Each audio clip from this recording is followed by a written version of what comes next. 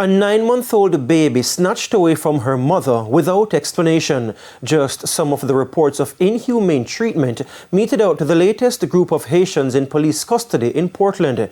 Human rights lawyers are once again calling on the state to respect due process. Women and children are among Haitians seeking to escape the ongoing social and political crisis plaguing that country. But Haitians who've sought refuge here in Jamaica are encountering another kind of crisis. There are children in the jail lockup at Manchonil police station, including a 9-month-old baby who was sleeping on a mattress with her mother in the jail cell. International human rights lawyer Melania Lane has been advocating for the refugees. She says she was initially blocked from seeing the Haitians. She sought authorization from the superintendent in charge, but when she came back, that 9-month-old baby was ripped from her mother's arms and taken to another location.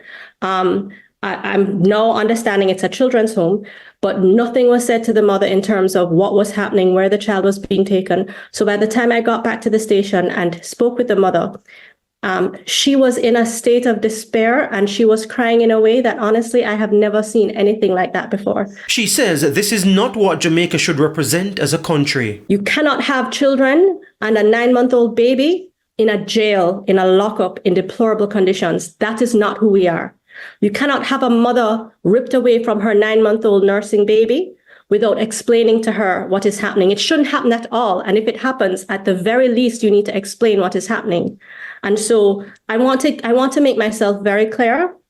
This situation must be resolved immediately. Another attorney at law, Dr. Marcus Gov't, says the government's approach is wrong. There is a concerted effort and policy by the government of Jamaica to prevent Haitians who arrive in Jamaica from having access to lawyers, legal advice, and legal representation.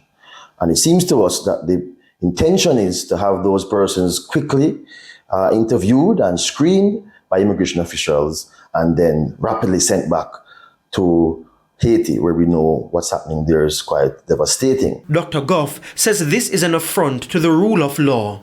Section 14, subsection 2 of the Constitution of Jamaica says that every person in Jamaica, that doesn't say every Jamaican, every person in Jamaica who's arrested or detained has a right to communicate with his lawyer and to legal representation. Both say they acknowledge and respect concern about an already overburdened system in Jamaica, but maintain due process must be followed. More Haitians arrived by boat earlier this week and are being held in police lockups in Portland.